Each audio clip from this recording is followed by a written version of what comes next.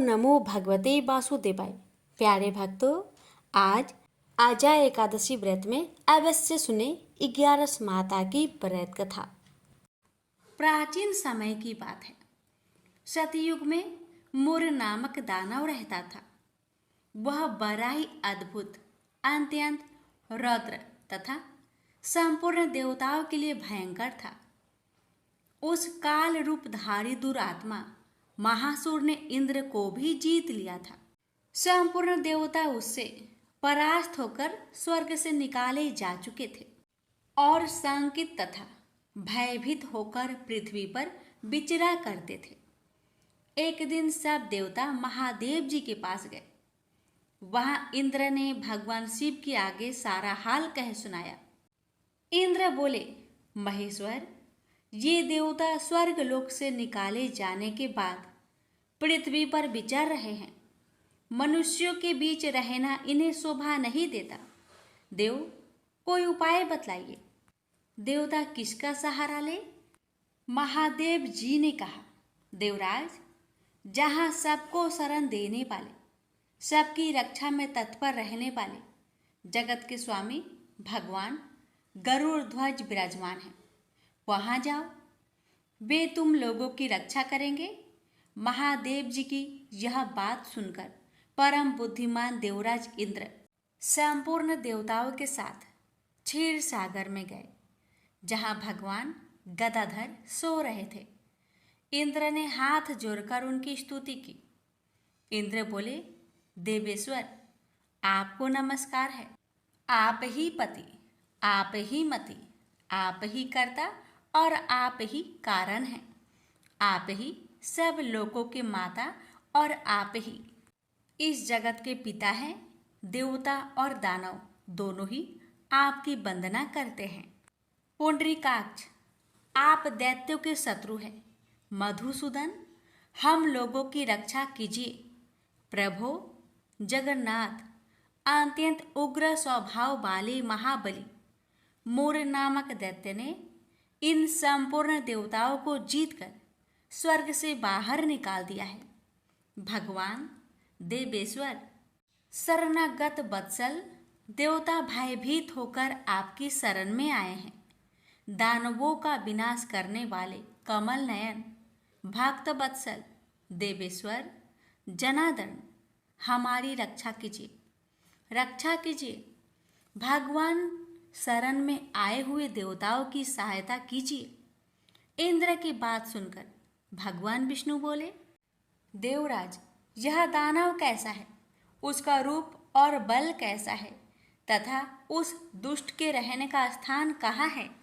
इंद्र बोले, देवेश्वर, पूर्व काल में ब्रह्मा जी के वंश में तालजंग नामक एक महान असुर उत्पन्न हुआ था, जो अत्यंत भयंकर था।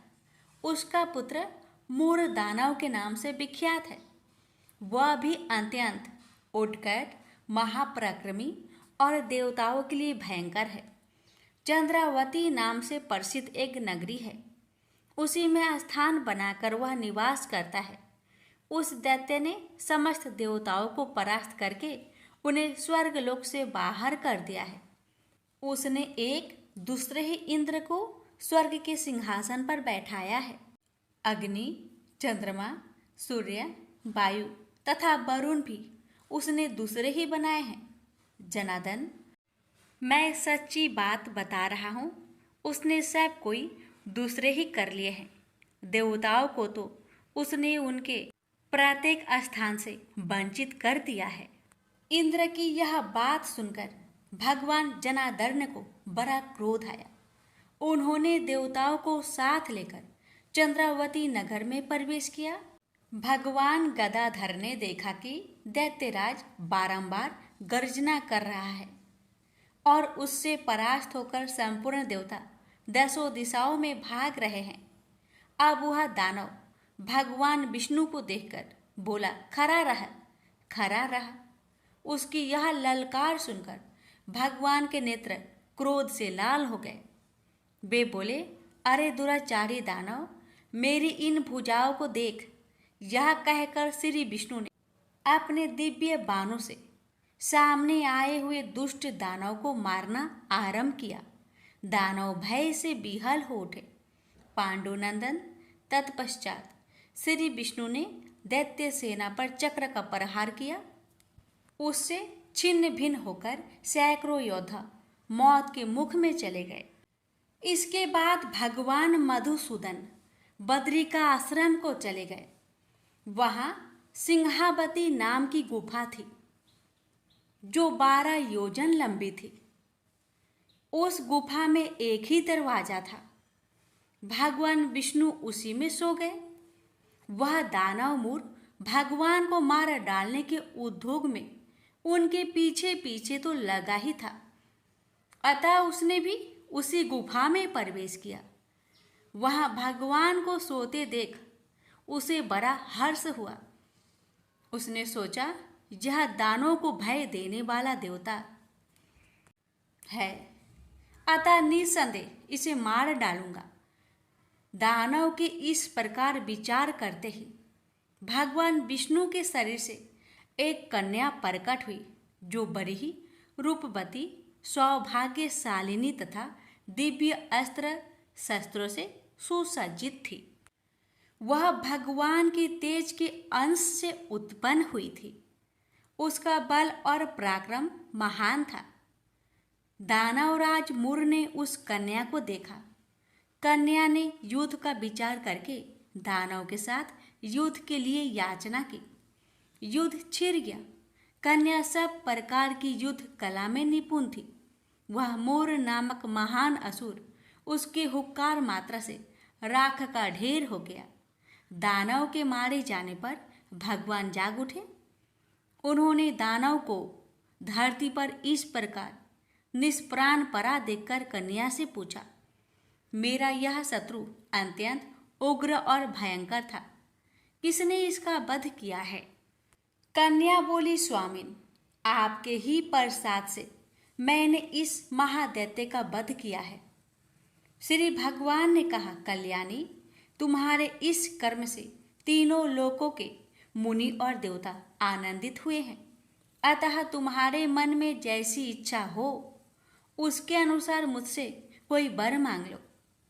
देव दुर्लभ होने पर भी वह वर मैं तुम्हें दूंगा, इसमें तनिक भी संदेह नहीं है। वह कन्या साक्षात एकादशी ही थी। उसने कहा, प्रभु, यदि आप प्रसन्न हैं तो मैं आपकी कृपा से सब तीर्थों में प्रधान, समस्त विघ्नों का नाश करने वाली तथा सब प्रकार की सिद्धि देने वाली देवी हूँ। जनार्दन, जो लोग आप में भक्ति रखते हुए मेरे दिन को उपवास करेंगे उन्हें सब प्रकार की सिद्धि प्राप्त हो। माधव, जो लोग उपवास, नक्त भोजन अथवा एक भुक्त करके मेरे व्रत का पालन करें उन्हें आप धन, धर्म और मोक्ष प्रदान कीजिए। श्री विष्णु बोले, कल्याणी, तुम जो कुछ कहती हो वह सब पूर्ण होगा। प्रेम से बोलिए, एकादशी माता की जय। एक लड़का सूट बूट पहनकर अपने ससुराल पत्नी को लेने जा रहा था। रास्ते में एक गाय कीचड़ में फंसी हुई थी। वह लड़के से कहने लगी कि बेटा, मैं कीचड़ में फंसी हूँ, मुझे हाथ देकर बाहर निकालो। वह कहने लगा, नहीं नहीं, यदि मैं कीचड़ में हाथ डालूंगा तो मेरे कपड़े गंदे हो जाएंगे। मुझे तो अपनी पत्नी को लेने ससुराल जाना है। वह गाय क्रोधित होकर श्राप देती है, अच्छा तुम ससुराल जाओ, तुम वहां पर नहाओगे तो आधा गधा और खाना खाओगे तो पूरा गधा बनोगे। वह ससुराल पहुंच जाता है और उसके साले कहते हैं कि जीजा जी आप नहा धोकर खाना खा लो। तब वह कहता है कि मैं नहीं नहाऊंगा। तब वह कहते हैं ठीक है आप खाना खा लो। तब वह खाने से भी इनकार कर देता है। सब परेशान हो जाते हैं, जीजा ऐसा क्यों कर रहे हैं, ना तो नहा रहे हैं ना ही खाना खा रहे हैं। तब उसकी पत्नी कहती है कि आप क्यों नहीं नहाते या खाते हो। तब वह लड़का गाय की बात अपनी पत्नी से बताता है और कहता है कि मुझे गाय ने श्राप दिया है कि नहाऊंगा तो आधा गधा व खाऊंगा तो पूरा गधा बन जाऊंगा।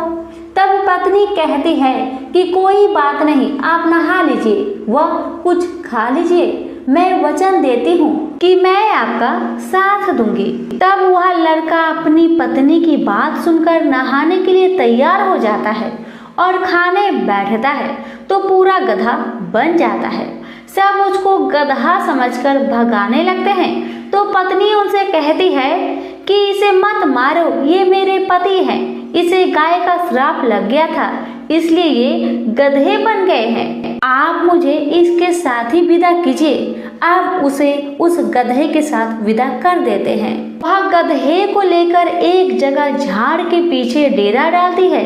दिन भर मेहनत मजूरी करती है और 12 आना गधे पर खर्च करती है और 4 आने खुद पर खर्च करती है और बोझ गधे पर न डालकर खुद ढोती है। इस प्रकार वह रोज करती है। तो रानी महलों की खिड़की में से रोज यह नजारा देखती है कि ऐसा इसे कौन सा दुख है, यह ऐसा क्यों करती है। एक दिन वह दासी को भेजकर उसे अपने महल में बुलाती है और पूछती है कि तुम ऐसा क्यों करती हो। तब वह कहती है, तुम वचन भरोगी, तुम मेरी मदद करोगी तो मैं तुम्हें अपना दुख बताऊंगी। रानी वचन भरती है कि बहन मैं वचन भरती हूँ। तब वह सारी बात बताती है और कहती है, इस प्रकार मेरे पति श्राप के वचन से गधा बन गए। तब रानी पूछती है कि इसका उपाय क्या है। तब वह बताती है, यदि किसी ने 24 एकादशी करी होगी, वह संकल्प करके इसे 24 एकादशी दे दो, मेरे पति पहले की तरह ठीक हो जाएंगे। तब राज्य में ऐलान किया जाता है कि 24 एकादशी जिसने भी की हो वह राज दरबार में आए। तब एक बुढ़िया को लाया जाता है। जैसे बुढ़िया संकल्प करके एकादशी देती हुई नहाती है, उसके नहाने का पानी उस गधे पर गिरता है। वैसे वैसे वह गाय लड़के के रूप में आ जाता है। बुढ़िया लालच करके एक एकादशी व्रत रख लेती है तो उसका एक कान गधे का रह जाता है। सब कहते हैं ये क्या हुआ। तब बुढ़िया कहती है कि मैं भूखी प्यासी मरी सो, मेरे पास एक एकादशी तो रहने दो। तब सब कहते हैं नहीं, तुमने संकल्प किया है तो सारी एकादशी इस लड़के को दो, वरना यह पूरी तरह लड़का नहीं बन पाएगा। अब वह बुढ़िया सारी एकादशी उस लड़के को दे देती है और वह गधा पूरी तरह लड़का बन जाता है। राजा सारे राज्य में ऐलान करते हैं कि जिनके भी बन पड़े एकादशी करो, एकादशी जैसा दूसरा व्रत नहीं। प्रेम से बोलिए एकादशी माता की जय। एक बार एक राज्य में एक राजा रहा करता था। राजा बहुत ही बुद्धिमान और बलशाली था। राजा सदैव अपनी प्रजा का बहुत अच्छे से ध्यान रखता था। प्रजा भी अपने राजा को बहुत पसंद करते थे। राजा की 2 बेटियां थी। राजा अपनी दोनों बेटियों से बहुत प्रेम करता था। राजा की छोटी बेटी देखने में बहुत सुंदर और आकर्षण थी और राजा की बड़ी छोटी बेटी के मुकाबले थोड़ा कम सुंदर थी। राजा की छोटी बेटी 11 माता की पूजा किया करती थी और सभी लोग राजा की छोटी बेटी से बहुत प्रेम करते थे और बहुत प्रशंसा किया करते थे। राजा भी अपनी छोटी बेटी को बड़ी बेटी से अधिक प्रेम करता था, जिस कारण राजा की बड़ी बेटी को अपनी छोटी बहन से बहुत नफरत होने लगी थी। राजा की दोनों बेटियां जब बड़ी हो गई तब एक पड़ोस राज्य में रहने वाला राजकुमार राजा की बड़ी बेटी के लिए रिश्ता लेकर आया। लेकिन जैसे ही उस राजकुमार की नज़र राजा की छोटी बेटी पर पड़ी तो वह राजकुमार राजा की छोटी बेटी पर आकर्षक हो गया और उससे पहली नज़र में ही प्रेम कर बैठा। उस राजकुमार ने राजा की बड़ी बेटी के साथ विवाह करने से मना कर दिया और उसने राजा से कहा कि मैं आपकी छोटी बेटी से विवाह करना चाहता हूँ। जिसके बाद राजा की बड़ी बेटी यह देखकर अपनी छोटी बहन से बहुत क्रोधित हो गई और राजा की बड़ी बेटी ने अपनी छोटी बहन को अपना सबसे बड़ा दुश्मन मान लिया। राजा की बड़ी बेटी ने अपनी छोटी बहन से बदला लेने का निर्णय लिया, जिसके लिए उसने अपनी छोटी बहन को जान से मारने का प्लान बनाया। राजा की बड़ी बेटी ने अपनी छोटी बहन को मारने के लिए सबसे पहले एक लड्डू में जहर मिलाकर अपनी छोटी बहन को दे दिया और उसको लड्डू खाने के लिए कहा। लेकिन लड्डू खाने के बाद भी छोटी बहन को कुछ नहीं हुआ। बड़ी बहन यह देखकर बहुत आश्चर्यचकित हो गई, लेकिन बड़ी बहन ने हार नहीं मानी और उसने जब रात में छोटी बहन अपने कमरे में सो रही थी तब एक मटके में सांप रखकर उस कमरे में छोड़ दिया। लेकिन सांप भी छोटी बहन का कुछ नहीं कर पाया, जिसके बाद बड़ी बहन ने अपनी छोटी बहन से कहा कि चलो हम लोग कुएं में से पानी भरकर लाते हैं, जिसके लिए वह अपनी छोटी बहन को पानी भरने के बहाने कुएं के पास ले गई और उसने अपनी छोटी बहन को कुएं में धक्का दे दिया। लेकिन छोटी बहन को तब भी कुछ नहीं हुआ, क्योंकि हर बार 11 माता उसकी रक्षा कर रही थी और उधर बड़ी बहन अपने सारे प्रयासों के बाद असफल हो रही थी, जिससे वह बहुत क्रोधित होती जा रही थी। फिर उसने अपनी छोटी बहन के पास जाकर उससे खुद ही पूछा कि मेरी छोटी बहन, तुमको पता है भगवान ने सबकी मृत्यु एक निश्चित समय पर लिखी हुई है और कैसे तुम्हारी मृत्यु होगी, क्या यह तुम जानती हो? तब छोटी बहन ने अपनी बड़ी बहन को बताया कि हाँ, मैं तो जानती हूँ मेरी मृत्यु कैसे होगी। छोटी बहन से यह सुनकर बड़ी बहन मन ही मन बहुत प्रसन्न होने लगी और उसने अपनी छोटी बहन से कहा कि तो मुझे अपनी मृत्यु का राज बताओ। छोटी बहन ने अपनी बड़ी बहन से कहा कि मेरी मृत्यु तो एक तोते में है, जो तोते के गले में एक हार है, उससे मेरी मृत्यु होगी। जब कोई भी व्यक्ति तोते को मारकर वह हार अपने गले में पहनेगा तो मैं मूर्छित हो जाऊंगी, और जैसे ही उस हार को अपने गले से उतारेगा तो मैं वापस से जीवित हो जाऊंगी। अपनी छोटी बहन की मृत्यु का राज जानकर बड़ी बहन बहुत ही खुश हो गई और उसने अपनी छोटी बहन को मारने के लिए उसके पालतू तोते को ढूंढना शुरू कर दिया और छोटी बहन को इस बात का आभास हो गया था कि कोई उसकी जान लेना चाहता है, जिसके लिए वह अपने पिताजी के पास गई और उसने अपने पिताजी से कहा कि पिताजी, मेरी मृत्यु के बाद आप मुझे जलाइएगा मत, बल्कि आप मुझे अपनी पुरानी वाली हवेली में एक पलंग में लिटाकर छोड़ दीजिएगा। अपनी छोटी लड़की की यह बात सुनकर राजा बहुत आश्चर्यचकित हो गए। राजा ने अपनी छोटी बेटी से पूछा, बेटी, तुम ये क्या कह रही हो? तब राजा की छोटी बेटी ने बताया, पिताजी, समय किसी के लिए नहीं रुका है, कब क्या हो जाए किसी को कुछ पता नहीं है। और फिर राजा ने अपनी छोटी बेटी से कहा कि तुम ऐसी बातें क्यों कर रही हो? 3 दिन में तो तुम्हारा विवाह है। लेकिन छोटी बेटी ने अपने पिताजी को ऐसा करने पर मजबूर कर दिया और उनसे वचन ले लिया।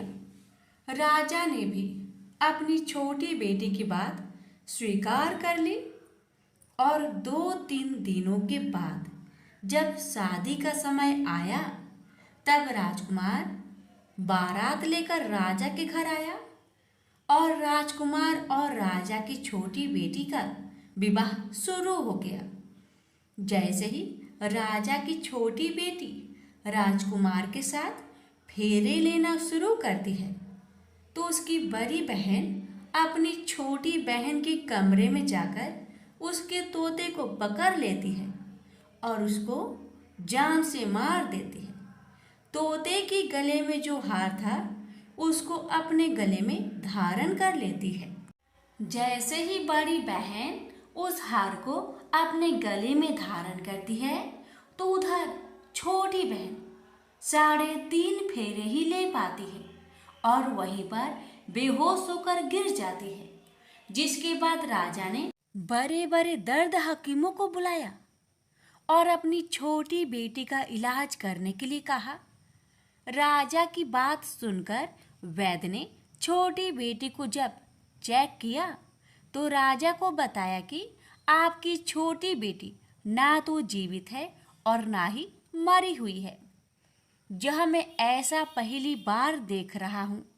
राजा ने वैद्य और हकीम को यह बात बाहर बताने से मना कर दिया और उनको कहा कि अगर तुमने यह बात किसी को बाहर बताई तो हम तुम्हें फांसी दे देंगे। राजा ने अपनी छोटी बेटी को पुराने महल में ले जाकर एक पलंग में लिटा दिया और वहां पर कुछ सैनिक को तैनात कर दिया। वापस अपने महल पर आ गया।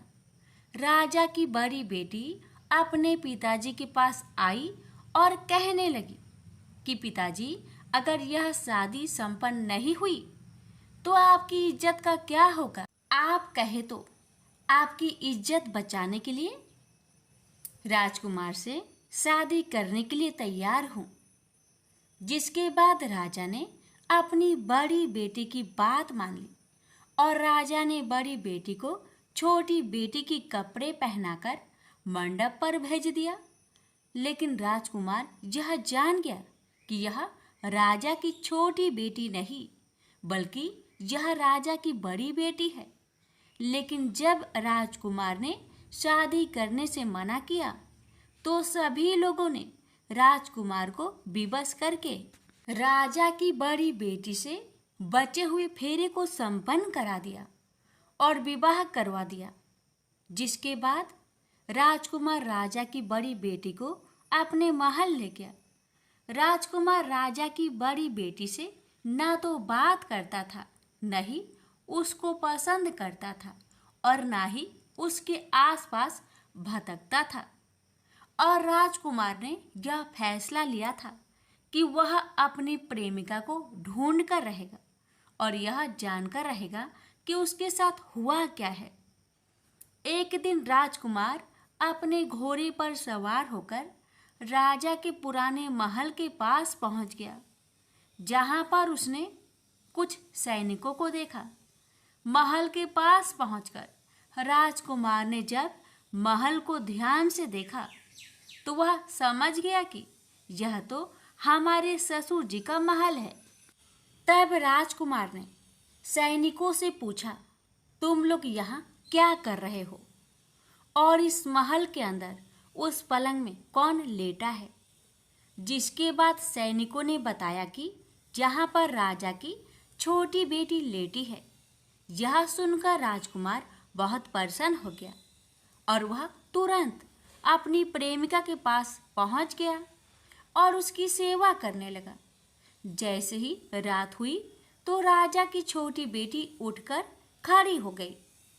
राजकुमार यह देखकर बहुत खुश हो गया और उसने अपनी प्रेमिका से पूछा कि तुम यहाँ क्या कर रही हो? तुम मेरे साथ मेरे घर चलो। राजा की छोटी बेटी ने राजकुमार को सारी बातें बता दी कि मेरी जान एक तोते में बसी थी और मैंने यह बात सिर्फ अपनी बड़ी बहन को बताया था और मुझे पता है कि उसने ही मुझे मारने का प्रयास की है। उसके पास एक हार है जिसको वह सुबह पहन लेती है और रात को उतार देती है। जब तक वह हार को पहने रहती है तब तक मैं मूर्छित रहती हूँ, और जैसे ही वह हार को उतार देती है तो मैं जीवित हो जाती हूँ। और जब तक मेरी बड़ी बहन के पास वह हार है तब तक मैं ऐसे ही जीवित और मूर्छित होती रहूंगी। अगर मेरी बड़ी बहन के पास जो हार है वह मेरे हाथ में लग जाए तो मैं हमेशा के लिए जीवित हो जाऊंगी। राजकुमार यह बात सुनकर राजा की छोटी बेटी के पास रहने का निर्णय ले लिया और अपने बचे हुए सारे फेरे उस पलंग में लेटी राजकुमार की छोटी बेटी के साथ ले लिया और अपना विवाह पूर्ण कर लिया और वहीं पर ही रहने लगा। देखते ही देखते कुछ समय में राजा की छोटी बेटी और राजकुमार की पत्नी पेट से हो गई। एक दिन राजकुमार को किसी काम से बाहर जाना पड़ा। तब छोटी बहन के पेट में बहुत तेज दर्द होने लगा, जिसके बाद उसने 11 माता का आह्वान किया। जिसके बाद वहां पर 11 माता प्रकट हुई और उन्होंने अपनी भक्तों के दर्द को दूर किया और एक पुत्र की प्राप्ति करवाई। और वहीं पर अचानक से राजकुमार भी आ गया। राजकुमार ने 11 माता को देखा तो वह आश्चर्यचकित हो गया और उसने तुरंत माता को प्रणाम किया। और 11 माता ने राजकुमार से कहा कि जब तुम्हारा बेटा 5 वर्ष का हो जाए तो तुम अपनी पत्नी का हार आकर इसके गले में डाल देना। और देखते ही देखते राजकुमार और राजा की छोटी बेटी का पुत्र 5 वर्ष का हो जाता है। तो राजकुमार अपने बेटे से कहता है कि बेटा, मैं कुछ काम से बाहर जा रहा हूँ, तुम अपनी माता का ध्यान रखना। और वहाँ से चला जाता है। राजा को बाहर निकलता देख बड़ी बहन के सैनिक देख लेते हैं और बड़ी बहन को जाकर सारी बातें बता देते हैं। जिसके बाद बड़ी बहन अपनी छोटी बहन के पुत्र को वहां से उठवा लेती है और उसको मरवा देती है। छोटी बेटी के पुत्र को 2 टुकड़े करवा देती है। पहला टुकड़ा चक्की के पास छुपा देती है और दूसरा टुकड़ा अपनी पलंग के नीचे रख देती है। अब 11 माता भिखारी का रूप लेकर आती हैं। एक भिखारी का रूप रखकर बड़ी बहन के पास चली जाती है। जिसके बाद वहां पर भिक्षा मांगने लगती है। बड़ी बहन अपने नौकरों से कहती है कि जाकर भिक्षा दे दो, लेकिन जैसे ही नौकर 11 माता को भिक्षा देने के लिए जाते हैं तो माता उन्हें मना कर देती है और कहती है कि मैं तुम्हारी महारानी से ही भिक्षा लूंगी। जिसके बाद बड़ी बहन स्वयं ही भिक्षा देने के लिए माता के पास आती है। तब माता एक बिल्ली का रूप लेकर उसके कमरे में चली जाती है और वहां पर छोटी बेटे के पुत्र को 2 टुकड़ों को आपस में जोड़ देती है और उसे जीवित कर देती है और उसे वहां से ले जाती है। राजकुमार अपने बेटे को लेकर अपनी पत्नी के पास जाता है और उससे कहता है कि तुम इसका ध्यान रखना। अगर तुम इस बच्चे को अच्छे से ध्यान रखोगी तो मैं तुमसे बात करूँगा। एक दिन राजकुमार अपने बच्चे से कहता है कि तुम मम्मी से उनके गले का हार मांग लो। जिसके बाद राजकुमार का लड़का अपनी मम्मी के पास जाता है और कहता है कि मम्मी, मुझे तुम्हारा हार चाहिए जो तुमने गले में पहन रखा है। यह सुनकर पहले तो बड़ी बहन बहुत क्रोधित होती है, पर उसको यह याद आता है कि राजकुमार ने कहा था कि अगर मैं इस बच्चे का ध्यान अच्छे से रखूंगी तो वह मुझसे बात करेंगे, जिसके कारण वह हार को उस बच्चे को दे देती है और वह तुरंत हार ले जाकर अपने पिताजी को दे देता है और तभी राजकुमार अपने बेटे को लेकर वहाँ से जाने लगता है और अपनी पत्नी से कहता है कि तुम हमारे लिए खाना बनाकर रखना, मैं शाम को आकर तुम्हारे साथ खाऊंगा। और वह अपने बेटे को लेकर वहाँ से चला जाता है। जिसके बाद वह राजा के पास जाता है और उसको सारी बातें बता देता है। राजा अपनी बड़ी बेटी की यह करतूत सुनकर बहुत क्रोधित होते हैं और अपनी परवरिश पर ही दोष देने लगते हैं और राजकुमार को अपनी छोटी बेटी के साथ रहने के लिए आदेश देते हैं। ग्यारस माता ने जैसी कृपा छोटी बेटी पर की, वैसी ही कृपा अपने सभी भक्तों पर करना, हर कष्टों को दूर करना। प्रेम से बोलिए एकादशी माता की जय। इस कथा को हर एकादशी व्रत कथा के साथ जरूर सुनना चाहिए। इससे लक्ष्मी नारायण एकादशी माता की विशेष कृपा प्राप्त होती है। प्रेम से बोलिए लक्ष्मी नारायण की जय, एकादशी माता की जय। ओम जय एकादशी, जय एकादशी, जय एकादशी माता। विष्णु पूजा व्रत को धारण कर शक्ति मुक्ति पाता। ओम जय एकादशी माता, तेरे नाम गिनाऊं देवी, भक्ति प्रदान करने। गण गौरव की देनी माता, शास्त्रों में बरनी। ओम जय एकादशी माता, मार्गशीर्ष के कृष्णा पक्ष की उत्पन्न विश्वातारिणी जन्मी, शुक्ल पक्ष में हुई मोक्षदा मुक्तिदाता बनाई। ओम जय एकादशी माता, पौष के कृष्णा पक्ष की सफला नामक है, शुक्ल पक्ष में होए पुत्र दा आनंद अधिक रहे। ओम जय एकादशी माता, नाम सटटिला माघ मास में कृष्ण पक्ष आवे, शुक्ल पक्ष में जया कहावे, विजय सदा पावे। ओम जय एकादशी माता, विजया फाल्गुन कृष्ण पक्ष में शुक्ल आमल की, पाप मोचनी कृष्ण पक्ष में चैत्र महाबली की।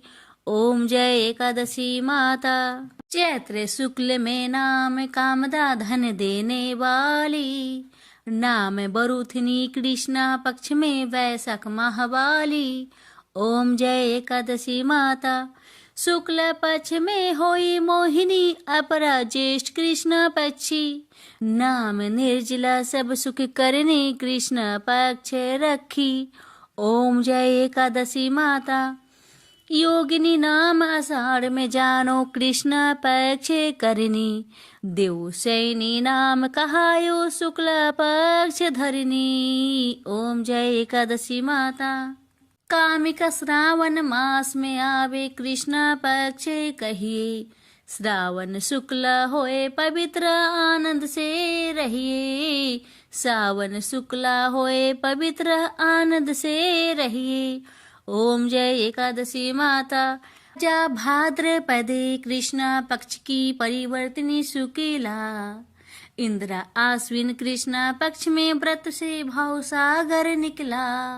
ओम जय एकादशी माता, पापंकुशा है शुक्ला पक्ष में आप हरण हारी, रमा मास कार्तिक में आवे सुखदायक भारी।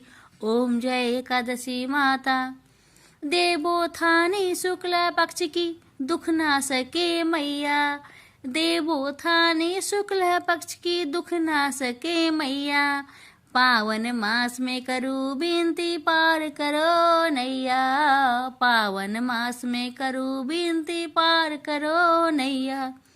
ओम जय एकादशी माता, परमा कृष्ण पक्ष में होती जन मंगल करनी, परमा कृष्ण पक्ष में होती जन मंगल करनी, शुक्ल मास में होए पद्मिनी दुख दरिद्र हरनी, शुक्ल मास में होए पद्मिनी दुख दरिद्र हरनी। ओम जय एकादशी माता, जो कोई आरती एकादशी की भक्ति सहित गावे, जो कोई आरती एकादशी की भक्ति सहित गावे, जन गुरु दिता स्वर्ग कबासा निश्चय वह पावे, जन गुरु दिता स्वर्ग कबासा निश्चय वह पावे। ओम जय एकादशी माता, जय एकादशी माता, प्रेम से बोलिए एकादशी माता की जय।